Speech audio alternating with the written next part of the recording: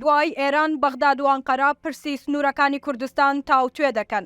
بۆ پرسی سنوور بەزاندنەکانی تورکیا شاندەکی باڵای عێراق سەردانی تورکیا دەکات. عەلی نیعمەت بەنداوی پەرلەمانتاری عێراق لە لیژنەی ئاسایش و بەرگری ئاشکرای دەکات پێشێلکاریەکانی تورکیا لە ناوخاکی عێراق و بە دیاریکراویش هەرێمی کوردستان مایەی نیگەرانی لایەنە ناوخۆیەکانی عێراق و هاوڵاتیانە.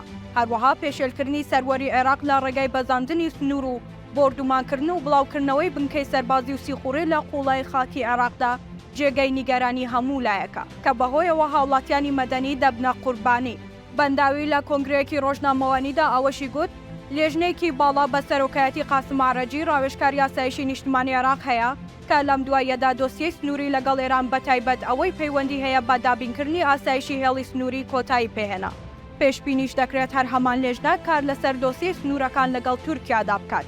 پێدەچێت بەم زوانە لێژنەکەی عەرەجی سەردانی ئەنقەرە بکات لە پێناو هەڵسەنگاندن و لێکۆڵینەوەی دۆسیەی سنوور و پەسەندکردنی لێک تێگەیشتنەکان کە ببێتە هۆی کۆتایی هێنان با پێشێلکاریەکانی تورکیا و چارەسەرکردنی دۆخی ئەو ناوچانە بە شێوەیەک لە بەرژەوەندی عێراقدا بێت و ڕێگریکە لە هەر سەرپێچی و پێشێلکاریەک بۆ سەرخاکی عێراق. لە چەند مانگی ڕابردوودا هەر هەمان لێژنە پرسی تونند و تۆڵکردنی ناوچە سنووریەکانی هەرێمی کوردستان و کۆماری ئیسلامی ئێران یەکلایی کرایەوە. بۆ ئەمە بەسەش پارتە ئۆپۆزیسیۆنەکانی ڕۆژهەڵاتی کوردستان لە هەرێم لە چەکدا ماڵران و لە ناوچە سنووریەکان دوورخرانەوە و لە کەمپەکان جێگر کران. جێباسا ئەو لێژنەی سەردانی ئەنقەرە دەکات هاوشێوەی ڕێکەوتنی ئەمنی عێراق و ئێران هیچ نوێنەرێکی حکوومەتی هەرێمی کوردستانی تێدا نابێت و تا ئێستاش میکانیزمی یەکلاییکردنەوەی ئەو پرسانە لەگەڵ تورکیا دیار نییە.